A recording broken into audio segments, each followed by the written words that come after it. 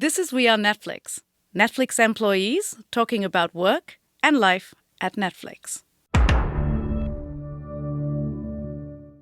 A joke will start on TikTok, and then the moment that it hits Instagram or Twitter, it becomes dead to the TikTok world. So by the time everybody else in the world is saying like stimmy for stimulus check, TikTok has moved on and is calling her Stimberly. In the last year, TikTok has exploded into popular culture. With so many stuck at home, sharing videos has been both a welcome distraction and an opportunity for self-expression and creativity. Netflix has been active on TikTok since 2019, but over the last year, our TikTok following grew by 10.5 million people, more than any other brand. And being a brand on TikTok can be tricky.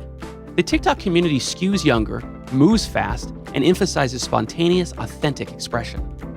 I'm Lyle Troxell, and on this episode of We Are Netflix, we're talking about how Netflix uses TikTok around the world. I spoke with 3 account managers from the United States, the UK, and Latin America. Hi, I'm Kelly King, and I am a manager for editorial and publishing in the UCAN region. My name is Gina Moore Barrett. I am a manager within editorial and publishing in the UK. And I'm Jimena Gomez. I'm an editorial manager for EMP in LATAM. We chat about how they use TikTok to engage with fans of our movies and TV shows. The first thing I wanted to know was simply, why is Netflix on TikTok in the first place?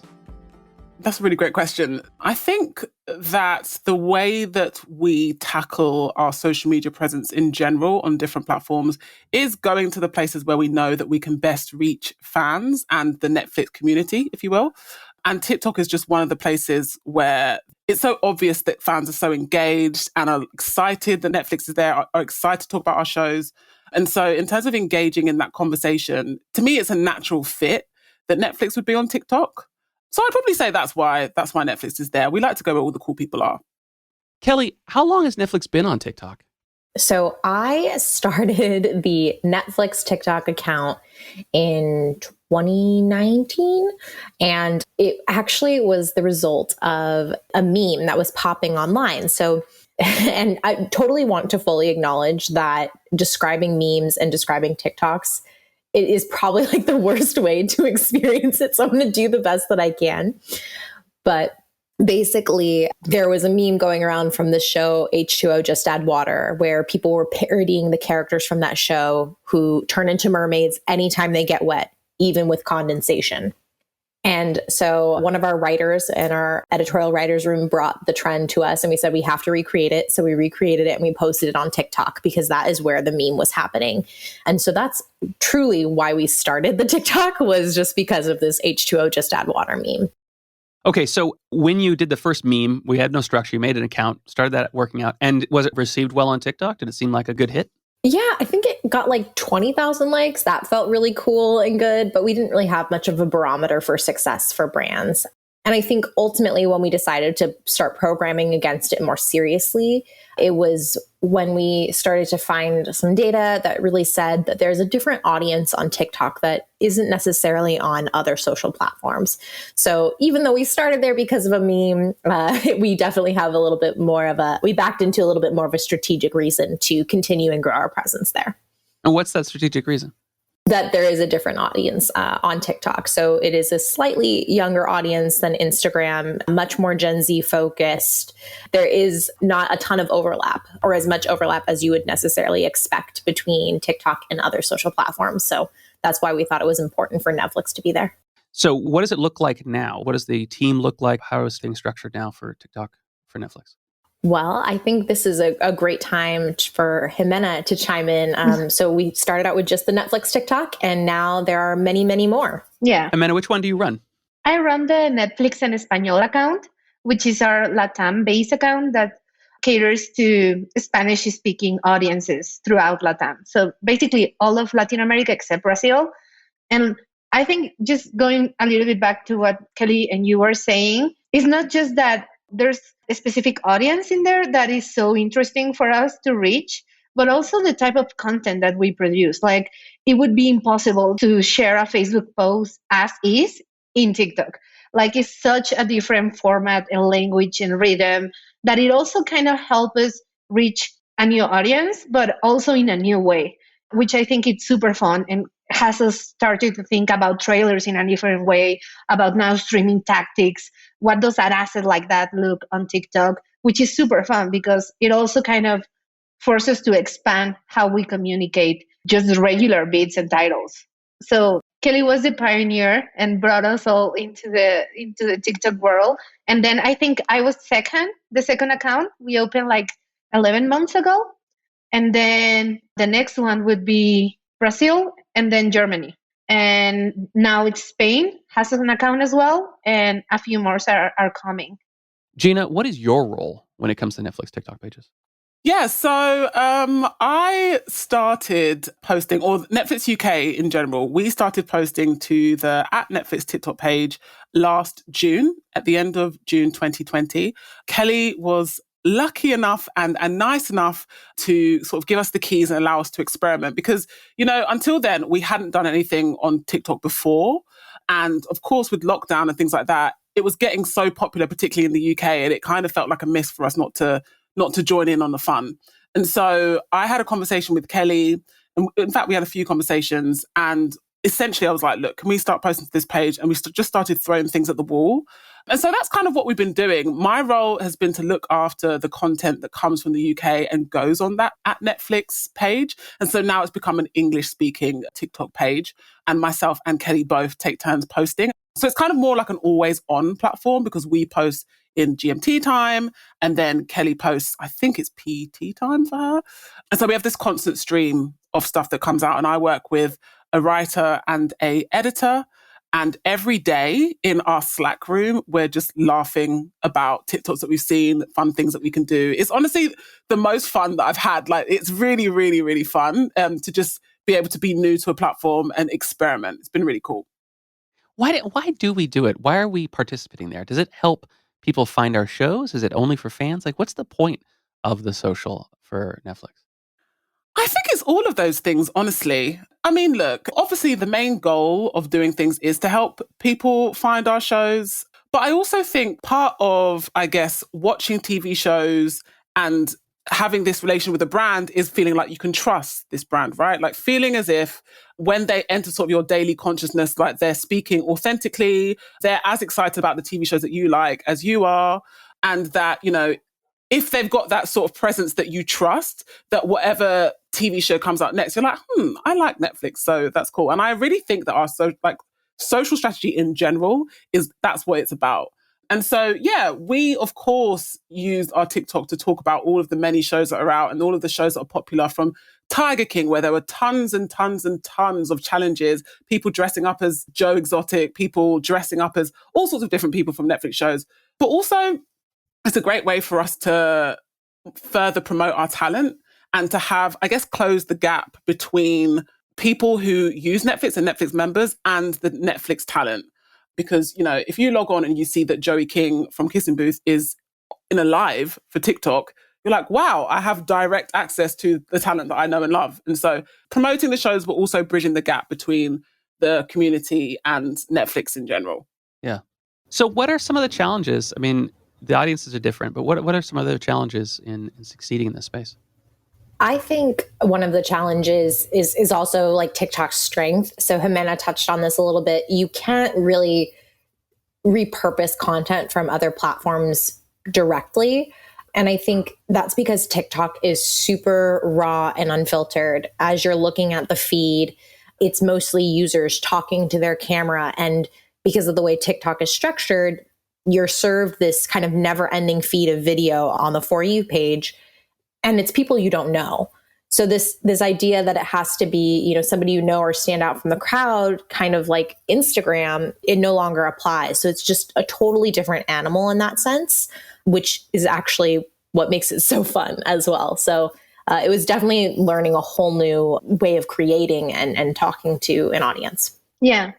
I would also add, we are not a physical person, especially a few months ago, that felt a little bit foreign in the eternal feed of actual people doing funny, creative stuff, that we don't have that as a brand. And also, I would say just the music and the sound and how important both of them are. We have to think about what we are seeing, what we're listening, and the intent. in terms of format, because it's not just about how we reach and kind of drive the message across, but also how it plays the way that we do it within the language of TikTok and when everything else that is going on. Because TikTok has its own memes, its own structures, its own trends. So you want to feel like you're aligned with that and you're not disrupting the For You page. So I would say not being a person and then also music, because I mean, Kelly can touch on that a bit more. But yeah, that's definitely a challenge. Kelly, go ahead. Touch on that a bit more about music, etc. Yeah, sure. So music is really challenging because as a brand, we are required to license music anytime that we use it on any social platform. TikTok is no exception. So, on TikTok, when you see users doing a dance to the latest Justin Bieber song or making a certain kind of video to the latest Justin Bieber song, we would love to get in on that, but we would have to, call up Justin Bieber's team and say, hey, can we use this song? And they would quote us a certain amount of money, often very, very expensive. And a lot of times it just doesn't align with our editorial budgets or timelines. But I know one of my goals this year for the Netflix page is to continue to show up more like a TikToker and to license music to help us take it to the next level. We are also starting to create music. This is something that Brazil started doing and that we are also dipping our toes into, because it's just such an interesting approach to this kind of challenge, to create our own songs that feel not like a commercial jingle, that feel like actual trendy, fun songs. So that's going to be super interesting to see how that develops and the success we have. In an ideal world, we will have like a hit song that we created, trending on Spotify or something crazy like that. That would be amazing. But we're in baby steps in the sense of creating our own original music. Yeah. Can you describe a campaign that was successful that you're really proud of? Kelly, do you want to start? That's a tough one because I'm proud of so much of what we've done. I can mention one that I saw that my daughters had explained to me. And that was okay. Yeah, that was a brownie recipe. Do you want to talk about that one? So a couple of weeks ago, it was just a trend in TikTok comments for users to leave no context, that it had nothing to do with the video, comment with a brownie recipe. So one of our writers suggested that we take a clip from the Great British Baking Show where they talk about brownies and we share a brownie recipe completely out of context, not saying why we're doing it, just as kind of like a nod to those comments. And we love doing reactive stuff like that. That's really, really fun. That for my daughter, that sold like, oh, the Netflix people that are doing TikTok know what they're doing. This was really smart. And I'm like, what? It's just a brownie. I don't get it. And of course, it's the whole cultural experience of being on TikTok. Jimena, do you have a campaign that you're happy with that you ran?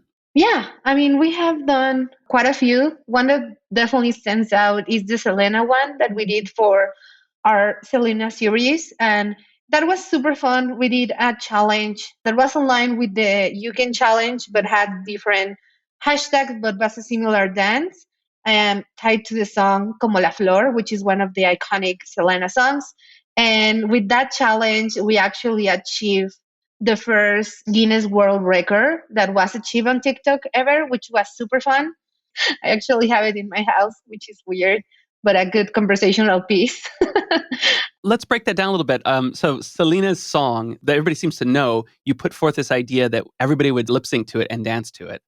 Yeah. How did you promote that? How did you get that out there so people knew about it? Yeah, I mean, TikTok challenges, especially if they're not supported by a media buy, are super complex to do. It's not easy to get a TikTok challenge going, and it has so much to do with the algorithm and TikTok stuff. So basically, the idea was to get the most amount of videos of people lip syncing to that song uploaded into the platform within an hour. We needed 250 to set the record, since it was a brand new record on TikTok, because there weren't records achieved on TikTok prior to that. So we had around 300 that passed the Record Guinness test. We had a lot more, but Record Guinness had to check that everything in the lip sync was perfect. Like if a little word was on sync, they disqualified at TikTok. So that was a super grueling process. We spent like 7 hours reviewing TikToks. So yeah, basically you do a trigger. That's how you promote it. So you let people know that this is happening. And then you release the trigger, which is basically like a how-to the tutorial of the dance, explaining to people what they're expected to do. And then we also did a CTA. We didn't want to announce that we were trying to set a record Guinness. So we did a CTA that was around the lines of we have 1 hour to make history, something like that. So people got the sense of urgency without specifically letting them know that this was an official record Guinness try. And then we also had support from creators, which is super important for challenges, to get a nice base of creators to support it. Because the trigger kind of lets people know what they're supposed to do. But the creators and the influencers, when they do it, they tell people a reason why they want to do it. They make it cool, or they make it like something they want to be a part of. They bring the FOMO to it. And also the reach, of course. So we deployed that super fast. We launched the trigger and the CTA, and then we launched a lot of influencers within 10 minutes. And then we just hope to get the final number. Right. And you also, I mean, with that campaign, radio stations picked up on it, television shows picked on it. It started becoming kind of thing that everybody was doing. Yeah, it was. Yeah, we got a lot of media pickup, which was organic, which was great. And we also, once we achieved the record, we did a press release with publicity. So yeah, and we also supported the challenge through our other channels in LATAM, Twitter, Facebook, Instagram, which also helped us to let people know that we were going to do this and bring audiences outside of TikTok to the challenge. I find it fascinating that you and your colleagues can all think of interesting things to do on a social platform and do it. And I'm just curious what the process is like. Kelly, when you think of something to put on TikTok in the US that seems to fit for you, how do you know if it's going to be a good idea, and who do you get support from, and how do you get approval process and all that? Well, luckily, because we're at Netflix, approval processes are very far and few between. So that is my greatest happiness. But you don't have to do that then? No, not really. So I think for the most part, we are, informed captains ourselves and are able to take our own ideas and determine if we need legals, weigh in. Anything with music, of course, we have to check in on. But from idea to posting can be as quick as just a couple hours. The brownie recipe is a great example of that. But then something like the Project Power branded effect, which was an official hashtag challenge. It was a partnership between myself and the marketing strategy team, Diego Bracamontes. We were like, okay, we've got this title coming. We want to do an official paid campaign on TikTok, but what is going to be a way to connect users with the promise of Project Power, which was you could take a pill and have any superpower. So for that one, we brainstormed a bunch of ideas and came up with this idea that there would be an effect that assigned you a power. And then it would be up to you, the user, to use TikTok's tools to demonstrate how that power comes to life for you. So TikTok has this amazing suite of editing tools, and I'm sure your daughters know about it. But, you can really make so much within the app itself. So that was a campaign that was really fun and a cross-functional effort. Fantastic. Gina, has there been anything like that in the UK? Yes, we did one for Fate the Winx Saga, and Project Power was the inspiration for that filter, because Project Power, of course, did it amazingly well. So for Fate the Winx Saga, myself and my colleagues on marketing had worked with TikTok to create this filter, and I will not take credit for the filter. That was definitely my marketing colleagues. They did a great job, but created this filter and employed other creators to use the filter and create. So if you don't know, Fate is about fairies and you get like different fairy powers. And so the filter was choosing your power, and then they did their makeup or their costume to look like that. And it was really cool. It introduced me to the vast community of creators on TikTok. This was specifically for the UK, and it was a filter that worked specifically in the UK. And so it just opened the doors to all of the UK talent, which was awesome. And yeah, it was a really cool experience. I got to work directly with the people from TikTok who work for TikTok UK and learn about all the different things that Kelly's been doing for a long time and sort of is a dab hand at, but I had no idea. So it was sort of a baptism by fire, but I thoroughly enjoyed it. And yeah, I'd say that I'm definitely most proud of that campaign. It turned out great, and it did really well in the end. And what filter did you get assigned? What magic ability did you get? I was a water fairy, which I'm very proud of. I'm gonna send it to you so you can take it. Oh, good. I would definitely do that. I've watched the show. It's totally fun. And I can imagine it being a great way to connect to the content. Yeah. And Jimena, how do you come up with ideas for LATAM? I mean, do you feel the same kind of freedom to explore different kinds of ideas like we've been talking about? Yeah, we have the same kind of freedoms. It's a Netflix thing, right? So we are informed captains, so we can lean into risk. If there is music involved, we do have to go through a process, both with Music Legal internally, but also with music on TikTok to make sure they know that we have cleared the song for our use, so the algorithm doesn't mute it or anything weird like that. So besides that, yeah, the ideas come from, I work with an agency, and I also spend way too much time on TikTok, like way too much. And because you have to, and you have to be obsessed with it to really understand it. So it doesn't feel weird when you see a brownie recipe, like you get it. Yeah. And that only happens when you spend way too much time on it. And it's funny because after you scroll on TikTok long enough, like everything starts to feel like a TikTok in your life, which is super weird. I speak in TikTok. Yes. I always in a meme, and nobody understands. Yeah. And Gina, are you addicted to TikTok? Yes. My screen time for TikTok is unbelievable. And I want to tell you what it is because I want to show you how addicted I am to TikTok. And I've been calling it research, but it's not research anymore. Like, we joined ages ago. This is genuine. Oh God, wait, do I want to tell you this actually? This is bad. Oh Lord. Okay, so on right, last week I watched 10 hours of TikTok. Wow. 10 hours. Bear in mind that no video on TikTok is allowed to be longer than a minute. And I've watched 10 hours just last week. So. Well, it's for work, right? Yeah, it's for work. It's totally fine. It's totally fine. Kelly, I imagine one reason it's helpful for y'all to watch a lot of TikTok is because of how fast trends come and go, and you have to stay on top of them, right? Yes.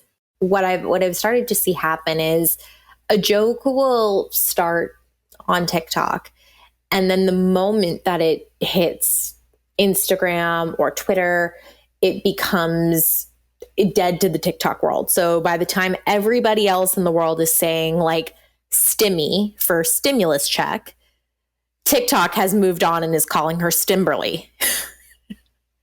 So I think, TikTok definitely likes to move at its own pace. And part of the interesting thing about TikTok culture too is that it feels very, very communal. You feel like you're part of an outside community more than like on Instagram, where that's really just a bunch of people who I've decided to follow who are more than likely my friends. But you feel this kind of closeness, which is, I think, something that's also really different. When I run into brands posting on social media, I get a little turned off. I kind of get more of a judgment eye on it. Almost like I can imagine kind of getting pulled out of the experience a bit when a brand gets involved. Is that something you're all concerned about? Gina, what do you think? Oh, also such a good question. I'm actually not, I'm not. However, I can see where you're coming from, because as somebody who, now we know I watch 10 hours of TikToks in a week. So clearly I'm an avid user. And I personally have been on there and have seen particularly those sponsored posts, right? And I've been like, oh gosh, and it does take you out of it. I feel that with sponsored posts in particular, and it's a certain way that it's been done, right? Like if it's heavy-handed branding and all of those kind of things. But if it is a brand page that just happens to come up, I actually feel fine about it. And I think also that our content does fit relatively naturally into the TikTok space, right? Like it's clips from TV shows or interviews or, things that we've made that, naturally have been made to fit within the TikTok sphere. And so I feel like we fit in pretty well. Maybe I'm giving us too much credit, but I'm not too worried about that, as opposed to if we were, I don't know, a clothing brand or a sport, like a car brand. Those things, I think you would definitely be like, oh, okay, I definitely know that I'm watching a brand page's TikTok because they're talking about planes and it's not about, I don't know, the latest TikTok cuisine or recipe that they've got going on. British people, the UK and Ireland, we're way more, I feel, cynical.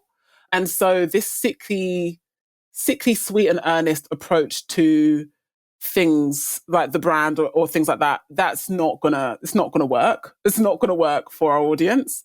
And so whilst I do everything knowing that, it has to be for the business and best for Netflix, I feel like we've got sort of this particular voice for Netflix UK that allows for us to still do that, but still speak authentically to a British audience that don't really love that earnest way of speaking, if that makes any sense. It's kind of the opposite of Americans. We're very opposite in that regard. Like, there's no crying, just taking the piss. Yeah. So has this been a challenge with both you and Kelly posting on the same Netflix account because it's a language-based thing rather than a regional-based location? Yeah, this is a question that came up in our initial talk about the Netflix UK joining the Netflix TikTok page. And Kelly completely abated any fears about that. I was worried that the sort of UK voice would get in the way of an already established voice that we had on TikTok. But again, going back to the nature of what TikTok is like, if you post something on your page, it's not just the people on your page that are going to see the content, right? If it is something that sounds like it's geared a little bit more towards a UK and Ireland audience, it's going to reach those people. And we've seen that weirdly with things like, I remember when we first started, we were like, why the hell is it that stand-up comedy clips somehow always make it to more people in the UK than any other clip that we post to the Netflix page? And I think that's part of the thing, right? Like, in stand-up comedy clips from British comedians, you've got the British or Irish audience. We've had Aisling B on there. You've got that accent. You've got those in-jokes. You've got all these things that relate to that particular audience. And so they will find it. And that's sort of that's a bonus and a positive of the TikTok platform, is that you don't have to worry too much about cohesion because it will find its people in the end. Gina, you seem to be, I don't want to judge that you're the most TikTok-y of the three of you, but Gina, why is TikTok fun? Why are you spending 10 hours a week on it? I just think, oh gosh, the amount of talent that is on that platform. And this is how I know that I'm too old for that platform, because the way that I look at it is like, oh my goodness, you all are so talented. You're just so wonderful. But I'm just amazed. I can scroll and I'll see a comedian and I'll see people who have generally got legitimate success from just posting silly little skits on their TikTok and hadn't considered that they could maybe do comedy, but they've managed to garner a small following. I've got people who, I've been on TikTok for a year. And, in that time, there are people that I've followed or even that came up on my For You page who, when I started following them and came across them, had a tiny following, had 2,000, 5,000, and now have hundreds of thousands of followers. And now there is something to be said as to whether that is actually good to put people into success so quickly. However, I think it's nice that if you're a musician who's been struggling, there's a new sort of outlet for you on TikTok. If you're into comedy, you can do that. If you love, obviously dancing was the craze. If you love dancing, you can do that. It's just, I love it so much. And then also the people that I've interacted with on there are just really nice. And every social media platform can be toxic. This is very true.